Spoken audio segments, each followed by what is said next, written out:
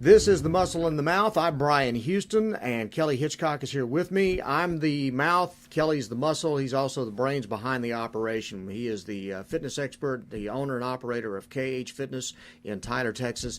And we're talking today about what's getting ready to come up. January 1st, a new year, a new you. You can think of all the slogans that you want to, but what will happen invariably is come January the 2nd, when the doors open to a fitness club, it's going to look like the mall at Christmas time. You're going to get run over by the crowd racing in to get that New Year's workout beginning. And then if you're patient enough, February 1st, the place goes back to being crickets and, and tumbleweed. Kelly, you know all about it. You've seen this for 30 years. Why is that, first of all? Wow, why is that? Well, I think that New Year, people think I'm going to start something new.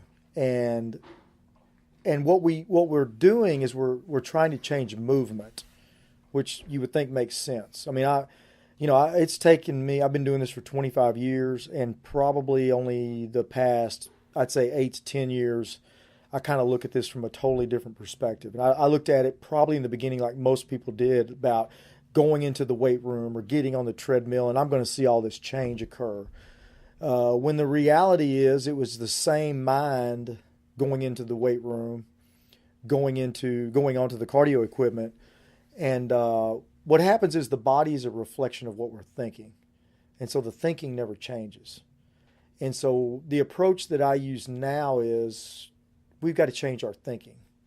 Because like I said, your body is just a reflection of what you think.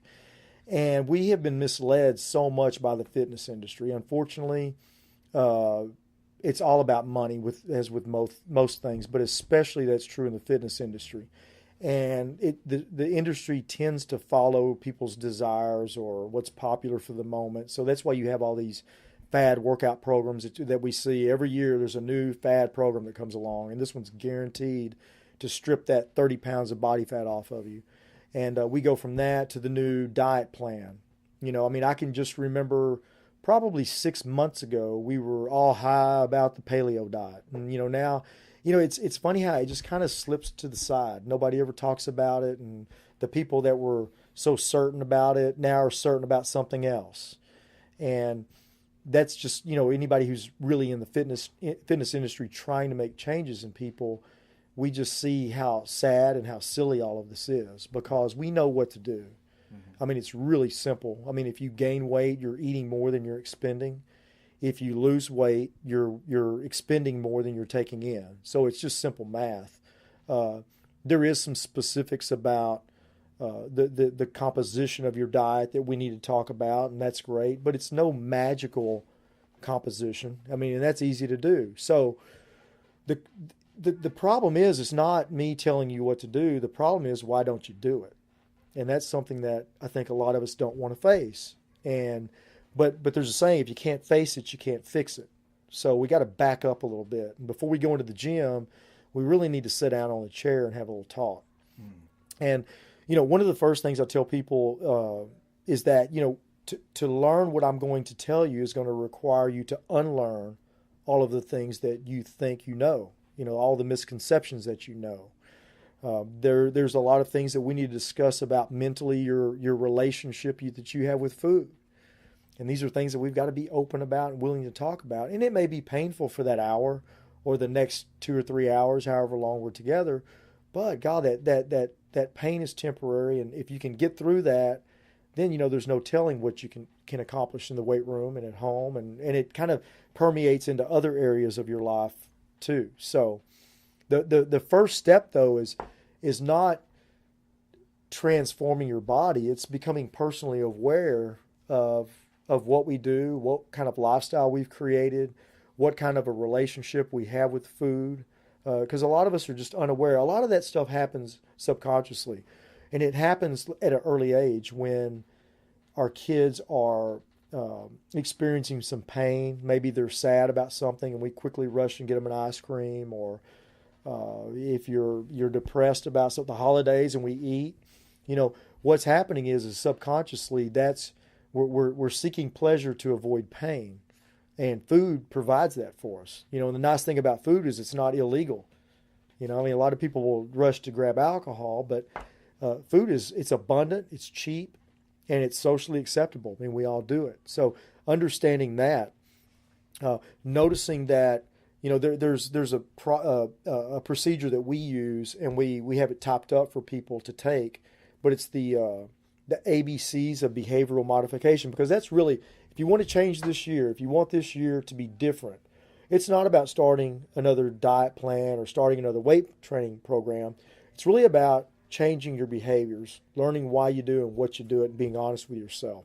The ABCs of behavioral modification, number one, the A is antecedents. So start to recognize the stressors. If we start the first year in an exercise program and we have a bad day at work and you decide not to go into the gym, you go to eat. You got to be aware of that. Make a note of that. And the next time that you're stressed and you don't want to go to the gym instead of eating, and you'll be surprised after you leave the gym, the food cravings will have resided. It will not bother you anymore.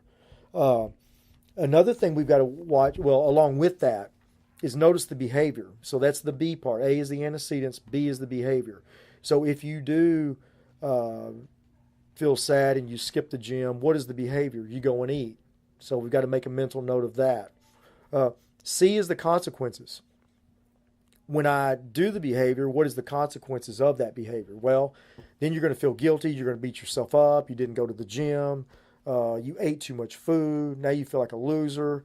And, doing 2 or 3 weeks of that, by February, you're right. Everybody's out of there. Your gym work is done. And you feel like you did the first of the year, the prior year. So making this year different really is going to require a shift in consciousness rather than a physical change. I mean, the physical is going to come, but that comes if the mind changes. Where I want to do a T-shirt that says "Changing Bodies, One Mind at a Time," because really that's what it's about. It's about changing your mind. One of the things that I know that when I've been foolish enough to try to do New Year's resolutions is you can sit down and you can make a list of 500 things you're going to do starting tomorrow. Well, then you end up doing none of them. So I guess first thing is you can't try to make too many changes at one time, and then those changes have to be realistic. Yeah, I mean, that a lot of us have unrealistic expectations, and the expectations are so high, and you can't reach them, that you fail, and it's just this vicious cycle of trying and failing and trying and failing. So you're right. You've got to start off slow. I really can't tell people, I can't stress enough the fact that you really do need to get in with a fitness professional that can help you design a plan that is something that you can continue to do for the rest of your life. I mean, you really got to go into it looking at that. Not a 40-day program, not a 6-week program, but something that you can do for the rest of your life, because this needs to be a lifestyle change. The reason why it's so hard is because it really, if we want to ever get there, it really is going to cause a lot of change in your life. Who you hang out with, what you do in the evenings, what you do first thing in the morning. I mean, there's got to be some structure. And we've gotten so complacent in what we do. We might get up for work late. We rush to work, and so we can't fix breakfast. We're forcing ourselves into pulling over and grabbing some donuts or grabbing some snacks that are there at work, and they're not going to be healthy. It's going to require you maybe going to the gym before you go home. It might require you and your wife, if y'all just are exhausted from the day and you sit down and start eating, maybe, delaying that for a moment and going out and walk and kind of, just decompress for the day and talk and get some things out of the way. And all of those things are going to be more beneficial.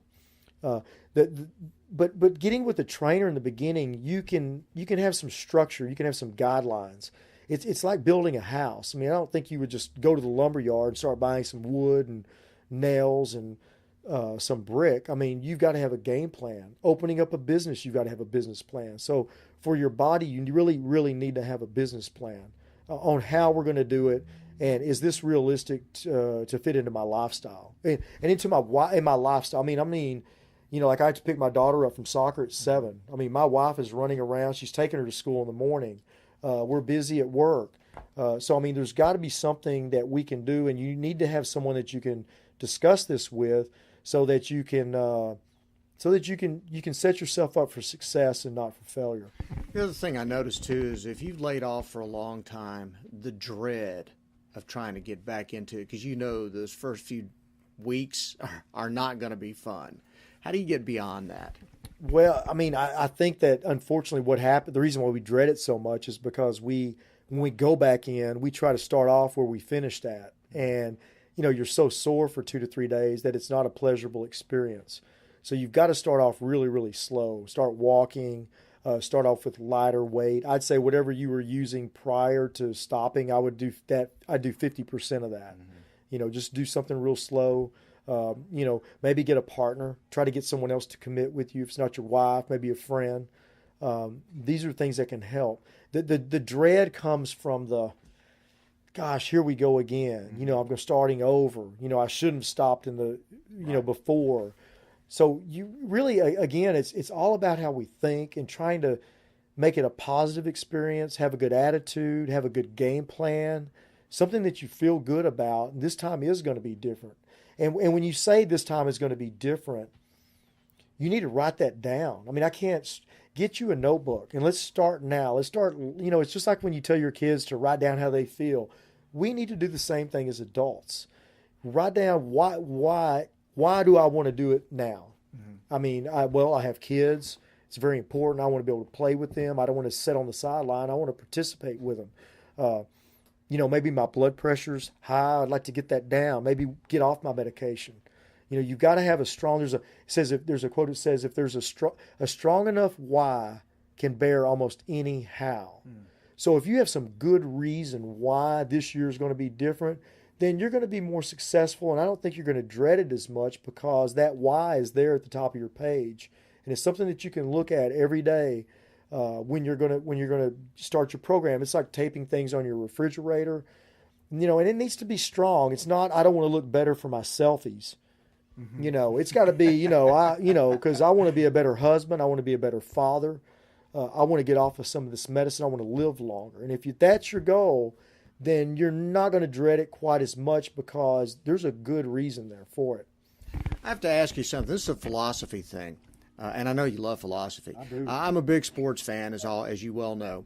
And one of the most successful college football coaches out there right now is Nick Saban. And he put out kind of an idea, a way of doing things that has caught on with a lot of different coaches, including Jason Garrett with the Cowboys. You constantly hear focus on the process. We're not worrying about the number of wins and losses. We're not worrying about the results. What we're worrying about is focus on the process. Every day, just do the best you can that day and let tomorrow worry about itself. And then eventually you keep stacking enough of those days on top of each other, the results are going to take care of themselves. In fitness and exercise and health, does that kind of approach work? Well, you did bring up philosophy, so I might have to philosophize a little bit. Okay. That reminds me of one of my favorite quotes by Eckhart Tolle, and it says, "The past is nothing more than our own imperfect memory. The future is nothing more than our own inaccurate prediction." So what that means is what's gone is gone, and we really can't tell what's going to happen in the future. But what's going on right now is the most important thing we have. And if you spend a lot of time with regrets about what you didn't do, or if you have stress and anxiety about what's to come, you're not truly being the best person you can for today. So you're right. It is a process, and what's going to come in the future is going to be dependent always on what we're doing right now. And so that's one thing I've really tried to work on with myself is, having this interview right now. I love it, and it's something that I'll think about, and I'm with you right now. I'm not thinking about what I need to do. And I think that really has an impact on what's going on with our society today. We're never in the moment. Mm-hmm. I mean, you go out, you can watch people eating out, and where both people are on their iPhones. Mm-hmm. We're so busy, and our brain has become so scattered, and it's by this constant need for stimulation. We stimulated it with sugar in our Cokes. We stimulate it with coffee. We stimulate it with Red Bull. And now you put these devices in front of us that I can find out what the score is on the football game. I can find out if somebody likes me on my Facebook page, what's going on in Twitter. And what happens is by the end of the day, you're kind of looking back, what really happened?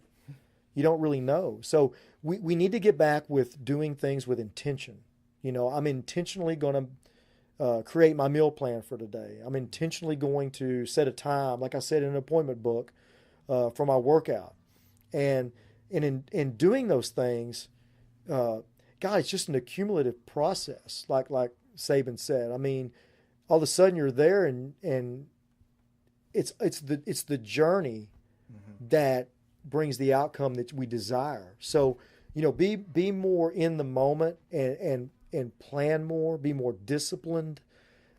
We have to be more self-aware. We're thinking too much about everybody else and not thinking about ourselves as much. And I think our bodies are reflecting that. I think that when you see that 70% of Americans are overweight or obese, when you have 30% of school-aged children that are overweight or obese and they shouldn't be, when you have the highest rate of diabetes occurring in, this is adult onset, what we used to call it, the highest rate is occurring in 4 and 5-year-olds. I think that this is a specific reflection of us not focusing on the process. We're not even aware of the process. We're just kind of floating through life, watching reality TV and checking in to see if anybody commented on something we had to say on Facebook. So, get some priorities, have some goals, have some personal goals for yourself. And I'm not saying be selfish about it, but you can only be truly good for others if you're good for yourself. And if you're not in the best shape you could be, then you're really missing out on giving other people what you could be. Do fitness experts set goals for a new year? I don't set goals for a new year because I'm always trying to achieve my goal. And my goal is to try to be better at everything I do. That could be eating, that could be learning more. It could be, being a better husband, being a better father. I'm always trying to be the best that I can be at everything. I notice some things that I do that I wish I didn't do, and I'll write that down and try to overcome that. And to me, it's like a game. It becomes addicting when you can all of a sudden you overcome something that you didn't like about yourself. You're like, wow, if I can change that, then I can change. There's no telling what I can change. I know that one thing that I started doing about, I guess probably 5 years ago, was getting up early enough to where I could eat breakfast and at least read one chapter. And, again, that accumulative process. It wasn't my intent to become smarter on certain topics, but through that process, it does happen. And it's intention and consistency. And that goes for everything. I'm talking about reading right now, but that could be your workout program or your dieting. I think most people need goals, though. I'm saying that for myself. That's probably too vague for a lot of people. So I am a big believer, again, in grabbing that notebook and write down your goals. What is it that you want to be better at, and how can I do it? And is it realistic? Do I have the time to dedicate to be that good? Maybe you're not going to have the time to be that good, but you could be better. So, just make sure that whatever you're trying to accomplish, that it's not unrealistic so that you don't set yourself up for failure. That's a big problem. I think a lot of times we overshoot what we're capable of doing. I mean, I'd love to get ready for the Hotter Than Hell. It's a 100-mile bike ride and do some hog hunting and lift weights and enter a bodybuilding competition. But that's very unrealistic. There's no way you can do all of those things. So don't overwhelm yourself and pick smaller goals in the beginning. But I truly believe that if you can accomplish those goals, like I said, it becomes an addiction and it'll really push you on to do bigger and better things. Fantastic. If anybody needs any information, if they want to ask any questions, if they've got something on their mind, how can they reach you? You can reach us you can go to our KH Fitness Facebook page. You could also go to my Kelly Hitchcock Facebook page. And I spoke later about you can go to my notes on my personal page, and you can see all these podcasts. You can also read my blog that I do. You could also call here at the gym, which is 903-581-0404. Okay, very good, Kelly. Great talking to you as always. Happy New Year. Maybe I'll actually see you more this year. Yeah, Happy New Year to you, and I hope so. Okay, Kelly Hitchcock. I'm Bryan Houston. This is the Muscle in the Mouth. Thanks very much for listening. Happy New Year, and we'll talk to you next time.